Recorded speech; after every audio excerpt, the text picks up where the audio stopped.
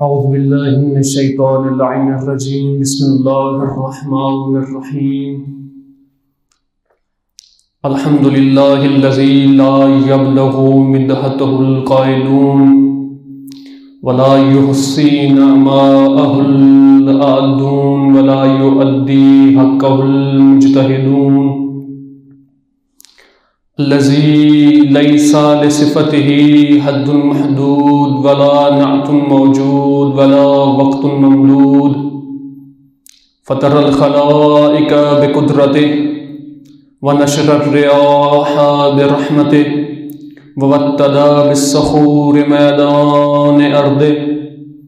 ثم الصلاة والسلام على رسوله الكريم وأهل بيته الطيبين الطاهرين المعصومين.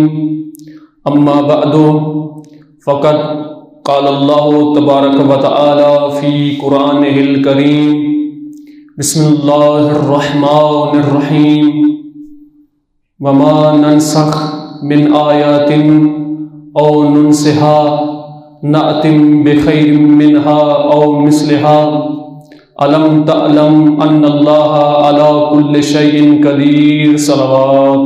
ارشاد رب العزت ہو رہا ہے کہ اے میرا حبیب، ہم جب وما ننسخ من آیات، کہ جب ہم کسی آیت کو منسوخ کر دیتے ہیں، اور ننسہا یا دلوں سے محو کر دیتے ہیں، نأتم بخیر منہا، تو اے میرا حبیب ہم اس سے بہتر لے کے آتے ہیں.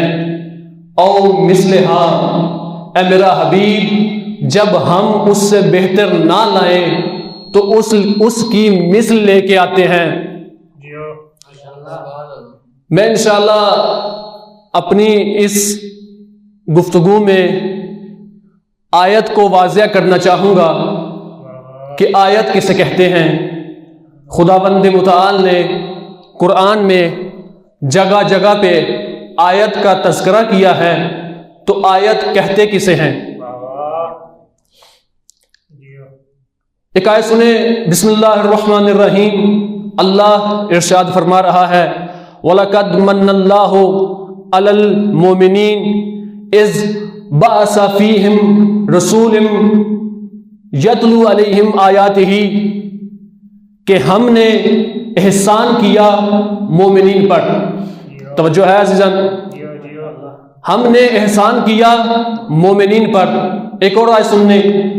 خدا ارشاد فرماتا ہے: وما ارسلناک الا رحمتا للعالمین، ہم نے اپنے نبی کو رحمت بنا کے بھیجا ہے. اب یہاں پہ عالمین میں جتنے بھی افراد ہیں وہ چار صفات سے خالی نہیں ہیں. یا تو وہ کافر ہیں، یا وہ مشرک ہیں، یا وہ منافق ہیں، یا وہ مومن ہیں. جب میرے خدا نے اپنے حبیب پر ایک آیت بھیجی: وَلَقَدْ مَنَّ اللَّهُ عَلَى الْمُؤْمِنِينَ، کہ اے حبیب ہم نے احسان کیا کن پر؟ مومنین پر. اور دوسری طرف جب میرے حبیب کو رحمت بنا کر بھیجا تو کہا: وما ارسلناک الا رحمتا للعالمین، اے میرے حبیب ہم نے تم کو عالمین کے لیے رحمت بنا کر بھیجا ہے. عزیزان من، یہاں پہ سوال ہو سکتا ہے کہ خدایا جب تم نے رحمت بنا کر بھیجا، جب تم نے احسان جتلایا تو صرف اور صرف مومنین پر احسان جتلایا، لیکن جب تم نے رحمت بنا کر بھیجا تو کہا کہ میرا حبیب کافر کے لیے بھی رحمت، مشرک کے لیے بھی رحمت، منافق کے لیے بھی رحمت، مومن کے لیے بھی رحمت. اور جب احسان جتلایا تو کہا نہ میرا حبیب کافر کے لیے، نہ میرا احسان کافر پہ ہے، نہ منافق پہ ہے، نہ مشرک پہ ہے. لیکن جب احسان جتلانے کی باری آئی عزیزان من، تو پہلے تینوں کو منہ تک نہیں لگایا. پتہ نہیں میں اپنی بات پہنچا سکا ہوں یا نہیں. جب احسان جتلانے کی باری آئی تو پہلے تینوں کو منہ تک نہیں لگایا. کہا میرا احسان ہے تو چوتھے مومن پر. جب احسان جتلایا تو چوتھے مومن پر احسان جتلایا. لیکن جب رحمت بنا کر بھیجا تو کافر کے لیے بھی رحمت، منافق کے لیے بھی رحمت، مشرک کے لیے بھی رحمت، مومن کے لیے بھی رحمت۔ اب میں یہاں پہ آپ کو ایک مثال سے واضح کرتا جاؤں اپنی بات کو، کہ ایک چرواہا بھیڑ بکریاں چروانے والا جنگل میں جاتا ہے گھاس پھوس کے حصول میں، وہاں پہ اس کو ایک ہیرا ملتا ہے، ہیرا۔ وہ ہیرا اٹھاتا ہے اور اپنے تھیلے میں ڈالتا ہے اور گھر آ جاتا ہے۔ گھر آ کے وہ ہیرے کو لیتا ہے اور شہر جاتا ہے۔ جو ہی شہر پہنچتا ہے ہیرے کو باہر نکالتا ہے تو آپ جیسے کسی سیانے کی نظر پڑ جاتی ہے، نہ کہ جیسے کسی سیانے کی نظر پڑ جاتی ہے۔ کہتے ہیں جی ہیرا بیچو گے؟ کہاں ہاں بیچنے کے لیے لے کے آیا ہوں۔ اور کیا قیمت لوگے اس کی؟ اس کی قیمت 2-3 بکریاں دے دو بس، مجھے اتنی قیمت ہو کہ 2-3 بکریاں خرید سکوں۔ اب آپ ایمان سے بتائیں ہیرے کی قیمت 2-3 بکریاں ہیں؟ یہی ہیرا آپ کسی جوہری کے پاس لے کے جائیں، اس کو اس ہیرے کی قدر اور منزلت کا پتا ہے۔ بس عزیزہ نے کچھ اسی طرح کا فرق یہاں پہ تھا کہ جب میرے خدا نے احسان جتلایا تو صرف اور صرف مومن پہ احسان جتلایا، جب رحمت بنا کے بھیجا تو کہا منافق کے لیے بھی رحمت، کافر کے بھی رحمت، مشرک کے لیے بھی رحمت اور مومن کے لیے بھی رحمت۔ لیکن جب احسان جتلایا تو صرف اور صرف مومن پہ احسان جتلایا۔ کیوں مومن پہ احسان جتلایا؟ کیونکہ مومن ہی جانتا ہے کہ میرے مصطفیٰ کا مقام کیا ہے۔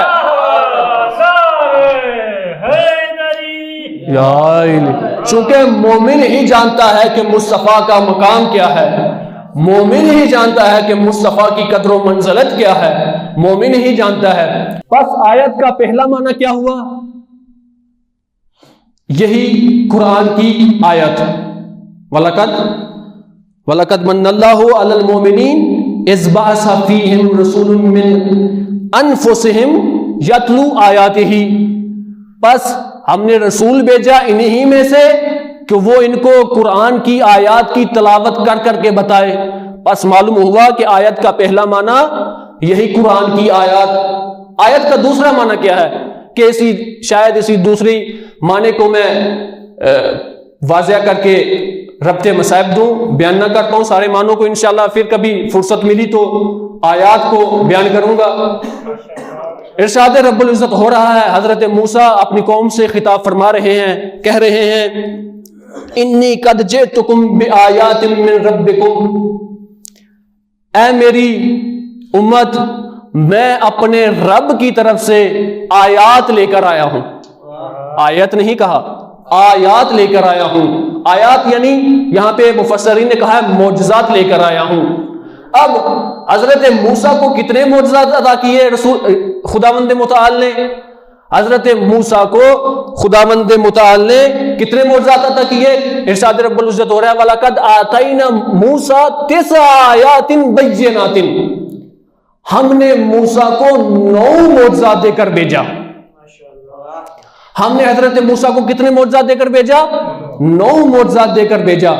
آدم سے لے کے عیسیٰ تک کسی کو 1 معجزہ ملا، کسی کو 2 معجزے ملے، کسی کو 3 معجزے ملے، لیکن یہ موسیٰ کا فخر ہے، یہ موسیٰ کے لیے فخر کی بات ہے کہ جب موسیٰ کو معجزات دینے کی بات آئی تو موسیٰ کو 9 معجزات عطا کیے۔ یہ تو موسیٰ جن کو 9 معجزات عطا کیے، لیکن میرے پیغمبر کو، میرے مصطفیٰ کو کتنے معجزات عطا کیے؟ ایک روایت میں ہے کہ 4444 معجزات میرے مصطفیٰ کو عطا کیے۔ 4440 معجزات عطا کیے مصطفیٰ کو۔ اگر آپ کی توجہات میرے ساتھ ہوں تو ایک معجزہ آپ کو سنا دوں مصطفیٰ کا۔ رسول اسلام، اگر ذیشان صاحب آپ کی توجہ ہو تو، رسول اسلام تشریف فرماتے ہیں، اصحاب کا مجمع لگا ہوا تھا۔ رسول نے کہا یا علی کل مدینہ کی فلانی پہاڑی پہ جانا، وہاں سے سورج طلوع کرے گا، تم چڑھتے ہوئے سورج کو سلام کرنا، سورج بحکم خدا تمہیں سلام کا جواب دے گا۔ اب یہ تو آپ کو پتا ہے کہ رسول کی بارگاہ میں مومن بھی بیٹھا کرتے تھے اور منافق بھی بیٹھا کرتے تھے۔ جب تو یہ سنی بات مومنوں نے تو جس طرح آپ کے چہرے کھل اٹھے اسی طرح مومنین کے چہرے بھی کھل اٹھے. لیکن جو ہی یہ بات سنی منافقوں نے تو ان کے چہرے مرجھا گئے. کہا یہ رسول کو کیا ہو جاتا ہے, علی کی محبت میں نہ جانے کیا کیا بول دیتے ہیں. بھلا سورج بھی کبھی بولا ہے؟ چلے دیکھیں گے کل سورج بولے گا یا نہیں بولے گا.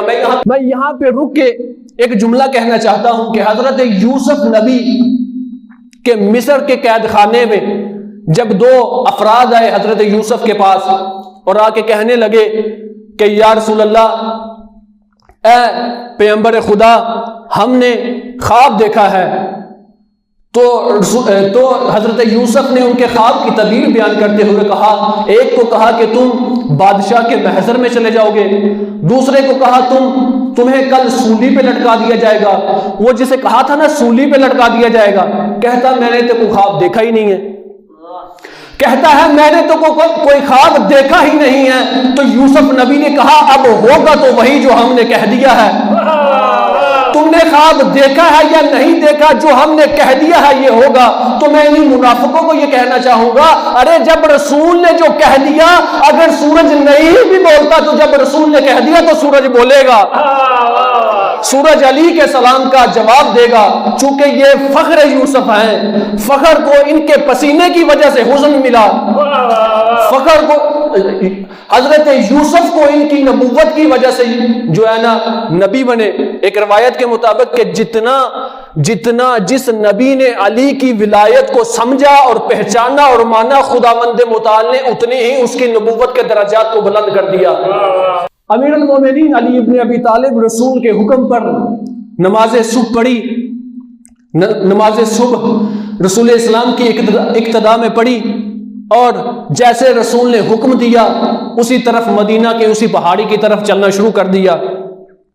اب علی مولا کے پیچھے اپنے پرائے مومن منافق, مومن اس لیے کہ علی کی فضیلت دیکھنے کو ملے گی, منافق اس لیے کہ دیکھیں گے سورج بولتا ہے یا نہیں بولتا. اب علی مولا پہنچے وہاں پہ جہاں پہ رسول نے کہا تھا, جہاں پہ رسول نے حکم دیا تھا. جو ہی سورج نکلا, جو ہی سورج طلوع ہوا, امیر المومنین نے کہا السلام علیکہ یا السلام علیکہ یا خلق اللہ الجدید المطیع للہ وللرسول. اے اللہ کی جدید مخلوق تم پر مجھ علی کا سلام ہو. اے اللہ کی جدید مخلوق تم پر مجھ علی کا سلام ہو. جو ہی سورج نے علی مولا کا سلام سنا, سورج نے کہا وعلیک السلام یا اولو یا آخرو یا ظاہرو یا باطنو یا من ہوا علی کل شیء علیم. اے اول علی, اے ظاہر علی, اے باطن علی, اے ہر شے کو جاننے والی علی, میرا بھی تم پر سلام ہو. سورج نے سلام کیا, اے اول علی, اے ظاہر علی, اے باطن علی, اے ہر اس چیز کو جاننے والے علی, میرا بھی آپ پر سلام ہو. اب یہ جو منافق گئے تھے نا ساتھ, یہ دیکھنے کے لیے کہ آیا دیکھتے ہیں کہ سورج بھی بولے گا یا نہیں بولے گا, یہ رسول کو ہو کیا جاتا ہے. جو ہی سورج نے سلام کیا, روایت کہتی ہے یہ سارے کے سارے بے ہوش ہو گئے. امیر المومنین بھی اٹھایا نہیں ان کو, اپنے چاہنے والوں کو ساتھ لیا اور رسول کی بارگاہ میں آئے. اب جب ان کو خود ہی ہوش آیا نا تو حسب معمول آئے دوڑتے دوڑتے رسول کی بارگاہ میں اور آ کر کہنے لگے یا رسول اللہ, یا رسول اللہ, سورج تو علی کو اس ناموں سے سلام کر رہا تھا, سورج تو علی اس طرح علی کو سلام کر رہا تھا. رسول نے کہا کیا کر رہا تھا, کیا کہہ رہا تھا سورج؟ کہا یا رسول اللہ سورج کہہ رہا تھا اے اول علی آپ پر میرا سلام ہو. رسول نے کہا سچ ہی تو کہہ رہا تھا, علی وہ شخصیت ہے کہ جس نے سب سے پہلے میری نبوت کا اقرار کیا. کہتے یا رسول اللہ سورج کہہ رہا تھا, یا سورج کہہ رہا تھا یا آخرو, اے علی, اے آخر علی, میرا آپ پر سلام ہو. تو رسول نے کہا سورج سچ ہی تو کہہ رہا تھا کہ جب تم سارے مجھے چھوڑ کر سقیفہ میں جمع ہوئے ہوگے, علی آخری وقت میں میرے ساتھ ہوگا. کہتے ہیں یا رسول اللہ سورج نے کہا یا ظاہرو, رسول نے کہا ہاں علی سچ ہی تو کہتا ہے, علی ہی میرے رازوں کو بیان کرے گا, علی ہی کے پاس. سورج نے کہا یا باطنو, اے باطن علی آپ پر میرا سلام ہو. رسول نے کہا سچ ہی تو کہہ رہا تھا, علی کے پاس, علی کی پاس میری نبوت کے سارے راز موجود ہیں. کہتے ہیں یا رسول اللہ سورج نے کہا، کہتے ہیں یا رسول اللہ سورج نے کہا یا باطنو یا من ہوا بکل شیء علیم، اے وہ علی، اے ہر شے کو جاننے والے علی، میرا آپ پر سلام ہو. رسول نے کہا سورج سچ ہی تو کہہ رہا تھا کہ علی کے پاس ما کان و یکون و ما ہوا کائن الی یوم القیامہ، اور جو ہوگا، جو ہونے والا ہے، جو قیامت تک ہوگا، علی کے پاس ان سارا کا سارا علم ہے. علی کے پاس ما کان و ما یکون و ما ہوا کائن الی یوم القیامہ، علی کے پاس ہر اس شے کا علم ہے کہ جو ہوگا، جو ہو چکا ہے اور جو قیامت تک ہوگا. اور یہی نہیں، یہی وجہ ہے عزیزان من کہ علی منبر کوفہ پر بیٹھ کے اس چیز کا دعویٰ کر رہے تھے سلونی سلونی قبل ان تفقدونی، اور پوچھو پوچھو اس سے پہلے کہ تم مجھے کھو دو. انی اعلم طرق السماوات من طرق الارض، اور میں وہ ہوں کہ جو زمین کے راستوں سے آسمانوں کے راستوں میں بہتر جانتا ہوں. وہ علی کے لیے اگر مسند اطمینان و سکون بچھا دی جائے، علی اہل تورات سے تورات والوں کو جواب دے گا، اہل انجیل سے انجیل والوں کو جواب دے گا، اہل قرآن کو قرآن والے سے جواب دے گا. یہاں تک کہ اہل تورات کے لوگ پکار اٹھیں گے کہ علی نے جو بھی کہا سچ کہا. اہل انجیل والے پکار اٹھیں گے علی نے جو بھی کہا سچ کہا. اہل قرآن والے پکار اٹھیں گے علی نے جو بھی کہا سچ کہا. پھر میرے مولا نے کہا سنو، میرا گوشت، میرا خون، میرا پیٹ علم سے پر ہے. پھر اس کے بعد میرے مولا نے کہا سنو، یہ مت سمجھ لینا کہ علی نے بہت بڑا دعویٰ کر دیا ہے. ھذا لعاب رسول اللہ، اور یہ تو لعاب محمد کا اثر ہے. رسول علی نے یہ کہا یہ مت سمجھ لینا کہ علی نے بہت بڑا دعویٰ کر دیا، یہ تو محمد کے لعاب کا اثر ہے. یہ تو آپ کو معلوم ہے کہ علی مولا نے حضرت محمد مصطفیٰ صلی اللہ علیہ وآلہ وسلم کی زبان چوسی. اب لعاب کی بات آئی گئی ہے تو میں ایک اور واقعہ سناتا چلا جاؤں. علی مولا کا ایک صحابی زازان، تاریخ نے اس کا نام نقل کیا ہے زازان. زازان درزیوں کا کام کرتا تھا. ایک دن علی مولا اپنا کرتا لے کے زازان کے پاس گئے، دیکھا زازان گانا گا رہا ہے. علی مولا نے دیکھا زازان گانا گا رہا ہے اور محافظ شریعت کے سامنے کوئی غیر فعل انجام ہو جائے اور وہ خاموش رہے، ایسا ہو نہیں سکتا. میرے مولا نے کہا زازان کتنا بہتر تھا کہ تو گانے کی بجائے قرآن کی تلاوت کرتا. کہتا ہے یا علی کیا کروں، قرآن مجھے پڑھنا ہی نہیں آتا. جو ہی کہا نا یا علی اے میرے مولا کیا کروں، مجھے تو قرآن پڑھنا ہی نہیں آتا. میرے مولا کھا رہے تھے کھجور، میرے مولا کھجور کھا رہے تھے. کھجور کھا کر مولا علی نے زازان کو گٹھلی دی اور گٹھلی دے کے میرے مولا چلے گئے. کہا زازان اسے چوس لے، زازان اسے چوس لے. زازان کہتا ہے میں نے علی مولا کے منہ سے تر شدہ گٹھلی کو اپنے منہ میں رکھا اور ایسے محسوس کیا میرے سینے میں علم کا سمندر ٹھاٹھے مار رہا ہے. کہتا ہے میں نے دکان کو بند کیا، شہر میں آیا اور آ کے کہنے لگا اے لوگو آؤ مجھ سے قرآن سنو، آؤ میں تمہیں قرآن سناؤں. لوگ کہنے لگے زازان تمہیں کب سے قرآن آ گیا پڑھنا، تمہیں کب سے قرآن آ گیا پڑھنا. ہاں غلط مت پڑھنا، غلط پڑھو گے تو گناہ ہوگا، پاگل تو نہیں ہو، تمہیں تو قرآن پڑھنا ہی نہیں آتا. زازان کہتا ہے پاگل میں نہیں ہوں، پاگل تم ہو، تمہیں پتہ ہی نہیں. آج میں نے علی کی تر شدہ کھجور کی انگوٹھلی کھائی ہے، میں عالم قرآن ہو گیا ہوں. اور یہ تو زازان ہے کہ جس نے علی کے منہ سے نکلی ہوئی کھجور کی انگوٹھلی کھائی اور عالم قرآن ہو گیا. اور وہ علی کہ جس نے مستقیم رسول کی زبان چوسی، اس کو تو علم لدنی کا مالک ہونا چاہیے، اس کو تو علم لدنی کا مالک ہونا چاہیے. صلوات پڑھے محمد والے محمد کی ذات پہ. پھر بھی صلوات پڑھے محمد والے محمد کی ذات پہ. علی مولا کا کتنا سن تھا جب رسول کی زبان چوسی. 3 دن کا علی، 3 دن کا علی، 3 دن کا علی تھا جب رسول کی زبان چوسی علی مولا نے. روایت کہتی ہے 3 دن ہو گئے نا جب جناب فاطمہ بنت اسد کو خانہ کعبہ میں، تو علی مولا نے نہ آنکھیں کھولی، نہ کچھ کھایا، نہ کچھ پیا۔ یہاں پہ جناب فاطمہ بنت اسد علی مولا کو لے کے خانہ کعبہ سے باہر نکلی، آگے سے رسول آئے، جو ہی رسول قریب آئے خوشبو مصطفیٰ مشام علی میں اتری، علی مولا نے آنکھیں کھولی، سب سے پہلے جن کی زیارت کی وہ رسول اسلام کا چہرہ تھا۔ علی نے ہمک کر ماں کی گود چھوڑی، رسول کی گود میں آئے، اور غذائے روحانی کی طلب میں علی مولا نے منہ کو کھولا۔ اب رسول نے بھی بھائی کا دل نہیں توڑا، اپنی زبان اپنے بھائی کے منہ میں دے دی۔ علی مولا نے رسول کی زبان چوسی، علی مولا نے رسول کی زبان چوسی، علوم نبی لعاب نبی میں تر ہو کر سینہ علی میں اترا، سینہ علی باب العلم بنا۔ میرے نبی نے کہا علی کچھ سناؤ، کہا یا رسول اللہ قرآن سناؤ، زبور سناؤ، انجیل سناؤ، یا قرآن سناؤ، قرآن سناؤ، زبور سناؤ، انجیل سناؤ، یا قرآن سناؤ۔ پہلی مرتبہ علی کب بولے؟ رسول اسلام کے ہاتھوں پہ 3 دن کے علی 3 مرتبہ بولے ہیں۔ پہلی مرتبہ جب بولے رسول کے ہاتھوں میں، اور قرآن سنایا، تورات سنائی، زبور سنائی اور انجیل سنائی۔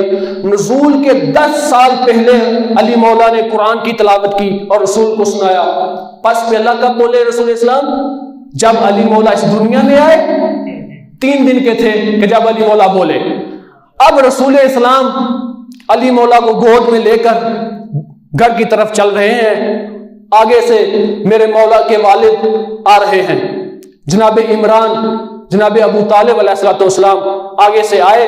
جو ہی علی مولا کی نگاہ اپنے والد بزرگوار پر پڑی تو کہا السلام علیکہ یا ابتا، اے میرے بابا میرا آپ پر سلام ہو، اے میرے بابا میرا آپ پر سلام ہو۔ اب پتہ نہیں آپ اس سے کوئی سمجھے ہیں، کچھ سمجھے ہیں یا نہیں سمجھے، لیکن میں کچھ سمجھا ہوں۔ یعنی علی مولا یہ بتانا چاہ رہے ہیں اگرچہ 3 دن کا ہوں لیکن اپنا باپ پہچانتا ہوں، اگرچہ 3 دن کا ہوں میں اپنا باپ پہچانتا ہوں۔ ہاں کل اگر میرے مقابلے میں کسی کو لے کے آنا ہو تو اس کو لے کے آنا ہو جس کو اپنے باپ کا پتہ ہو۔ یعنی علی زبان حال سے یہ سمجھا رہے ہیں کہ کل میرے مقابلے میں جس کو لے کے آنا ہو اس کو لے کے آنا کہ جس کے باپ کا پتہ ہو، یہ نہ ہو کہ اس کو لے کے آنا کہ جب پیدا ہو تو کچھ لوگ وہاں پہ کہہ دیں کہ میرا بیٹا ہے، میرا بیٹا ہے، میرا بیٹا ہے، پھر چہرے سے شناخت کر کے پتہ چلے کہ کس کا بیٹا ہے۔ صلوات برے محمد والے محمد کے ساتھ۔ بس 3 دن کے علی 3 مرتبہ بول پڑے، 1 مرتبہ رسول کے ہاتھوں میں، دوسری مرتبہ جب اپنے بابا کو دیکھا تو بابا کو سلام کیا، تیسری مرتبہ کب بولے میرے علی مولا؟ بی بی فاطمہ بنت اسد نقل کرتی ہیں کہ جب ہم علی مولا کو لے کر گھر کی طرف آئے تو عرب کا دستور ہے، آپ نے یہاں ایران میں بھی دیکھا ہوگا کہ جب نومولود بچہ پیدا ہوتا ہے تو ایرانیوں اور عراقیوں کی روش ہے ایک کہ وہ اپنے بچوں کو یوں ہاتھ کر کے باندھ دیتے ہیں، پورا جسم ان کا لپیٹ دیتے ہیں، اور ان کا اس کے بارے میں نظریہ اور فلسفہ یہ ہے کہ بچہ جب بڑا ہوتا ہے، بزرگ ہوتا ہے تو عالم بزرگی میں بھی اس کے کمر میں خم نہیں آتا، یعنی جسے ہم کمر کی درد کہتے ہیں۔ تو بی بی فاطمہ بنت اسد نے بھی اپنے بیٹے کو لپیٹا ایک کپڑے میں۔ بی بی کہتی ہیں جو ہی میں نے علی مولا کو لپیٹا میرے مولا نے کپڑے کو پھاڑ دیا، میرے مولا نے کپڑے کو پھاڑ دیا۔ بی بی کہتی ہے میں نے دوسری مرتبہ علی مولا کو لپیٹا کپڑے میں، علی مولا نے دوسری مرتبہ بھی پھاڑ دیا۔ بی بی کہتی ہے میں نے تیسری مرتبہ 3 کپڑوں سے لپیٹا، علی مولا نے 3 مرتبہ کپڑے کو پھاڑ دیا۔ بی بی فرماتی ہے میں نے 4تھی مرتبہ علی مولا کو کپڑے میں باندھا، علی مولا نے 4 بار بھی 4تھی مرتبہ بھی کپڑے کو پھاڑ دیا۔ بی بی فرماتی ہے میں نے 5 مرتبہ 5ویں بار علی مولا کو کپڑے میں لپیٹا لیکن علی نے 5 کپڑوں کو پھاڑ دیا۔ بی بی فرماتی ہے میں نے 6 ریشمی کپڑوں میں علی کو لپیٹا، علی نے 6 کے 6 کپڑوں کو چیر دیا۔ بی بی فرماتی ہے میں نے 7ویں مرتبہ جب علی کو 7 ریشمی کپڑوں میں لپیٹا اور ایک مرتبہ چمڑے سے علی کو لپیٹا، علی نے سارے کے سارے کپڑے پھاڑ دیے، چمڑے کی تہ بھی پھاڑ دی، اور ایک جملہ کہا، یا امی خلینی انی وبسوس بربکم، اے میری والدہ میرے ہاتھ کھلے رہنے دے، میں اپنے رب کی عبادت کرنا چاہتا ہوں۔ اے میری ماں مجھے میرے ہاتھ کھلے رہنے دے، میں اپنے رب کی عبادت کرنا چاہتا ہوں۔ یعنی علی مولا 3 دن کے تھے تو یہ سمجھا گئے کہ جو 1400 سال میں اسلامی دنیا سے یہ مسئلہ حل نہیں ہو رہا، وہ میرے پیر علی نے 3 دن میں یہ سمجھا دیا کہ اگر اللہ کی عبادت ہوگی تو وہ کھلے ہوئے ہاتھوں سے ہوگی، بندے ہوئے سے نہیں ہوگی۔ صلوات پڑھے محمد والے محمد کے ساتھ۔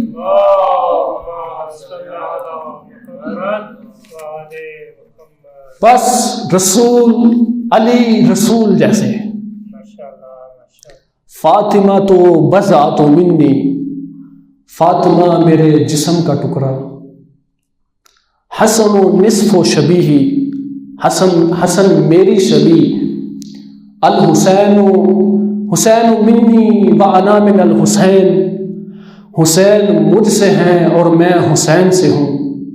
عزیزان محترم، اگر اسی ایک حدیث کا یہ امت پاس رکھ لیتی نا تو حسین کی یتیمہ کربلا میں تماچے نہ کھاتی۔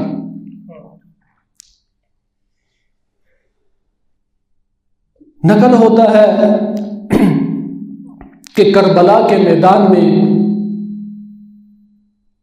یہ وہ واحد مظلومہ ہے، پہلی مظلومہ ہے کہ جس نے سب سے پہلے کربلا میں باپ کے سامنے تماچا کھایا۔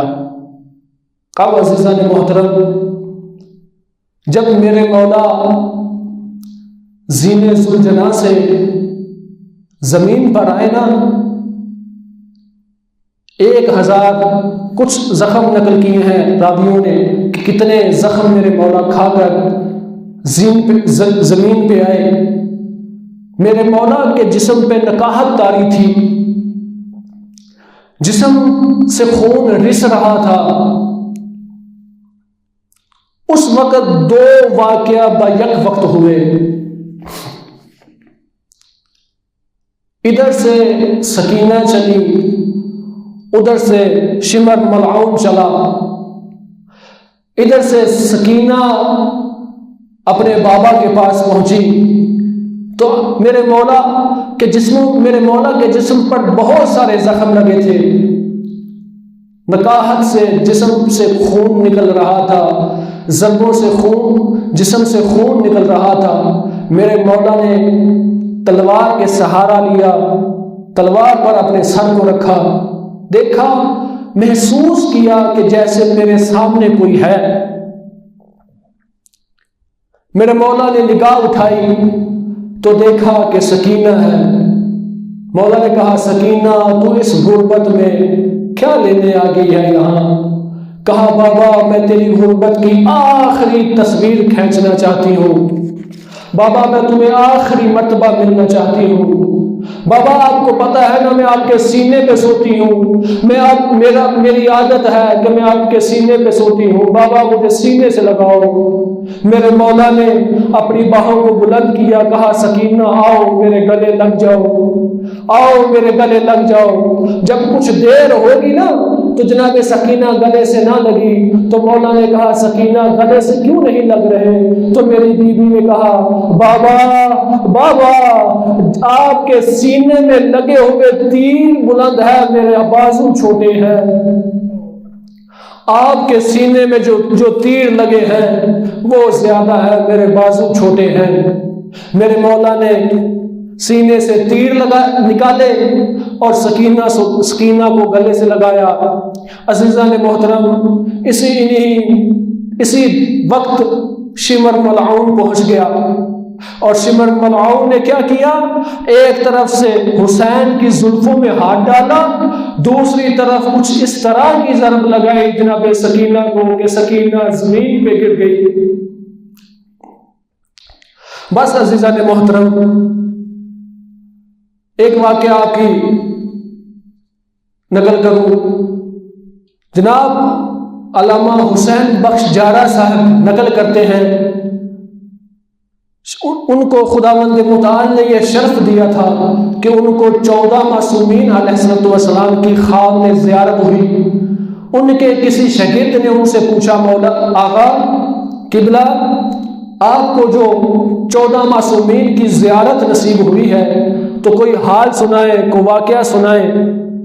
تو حسین بخش جارہ صاحب فرماتے ہیں، ہاں خداوند متعال نے مجھے یہ شرف عطا کیا ہے کہ میں 14 کے محضر میں حاضر ہوا ہوں، لیکن جیسا میں نے حال سید سجاد کا دیکھا ہے نا، ایسا کسی کا نہیں دیکھا۔ سید سجاد آج بھی خون کے آنسو ہوتے ہیں۔ میں نے کہا مولا بس کر دیجئے، ابھی تو کربلا کو گزرے بہت وقت ہو گیا ہے۔ کہا حسین بخش، اولین و آخرین اگر روتے رہیں تو اس ایک تماچے کا بدلہ نہیں اتار سکتے، جب وہ تماچا کہ جو باپ کے سامنے بیٹی کو مارا گیا، وہ تماچا جو باپ کے سامنے بیٹی کو مارا گیا۔ بس عزیزان محترم، یہ قافلہ چلتا چلتا کربلا کے، یہ قافلہ کربلا سے چلتا چلتا شام کے بازار میں پہنچا، شام کے قید خانے میں پہنچا۔ اب جناب سکینہ سلام اللہ علیہا کی محبت بہت تھی اپنے بابا سے، اور روتی روتی یہی کہتی، بابا آپ کو بہت دن ہو گئے آپ کے چہرے کی زیارت نہیں ہوئی بابا۔ یہی کہتے کہتے سو گئی۔ خواب میں میرے مولا آئے اور جناب سکینہ اٹھی، چیخے مار کے روتی رہی، پھوپھی اماں ابھی میں نے بابا کو دیکھا ہے، بابا یہیں پہ تھے۔ بہت تسلی دی گئی لیکن سکینہ چپ نہیں ہوئی۔ یہ آواز یزید ملعون کے کانوں تک پڑی۔ یزید نے طلب کیا کہ کیا ماجرا ہے آج؟ کہا حسین کی ایک یتیمہ ہے کہ جو باپ کو طلب کر رہی ہے، باپ کا سر مانگ رہی ہے، کہا اس کو اس کے باپ کا سر دے دو۔ سکینہ کے پاس باپ کا سر آیا، بس سکینہ نے بابا کے سر کو ہاتھ میں لیا، سکینہ نے بابا کے سر کو ہاتھ میں لیا، دیکھا بابا کی داڑھی خون سے رنگین ہے، بیان کرنا شروع کیے، یا بتا منزل الذی خضب کا بدمائک، بابا کس نے تیری خون سے داڑھی رنگین کی؟ یا بتا منزل الذی قطع وریدیک، بابا کس نے تیری رگیں کاٹی؟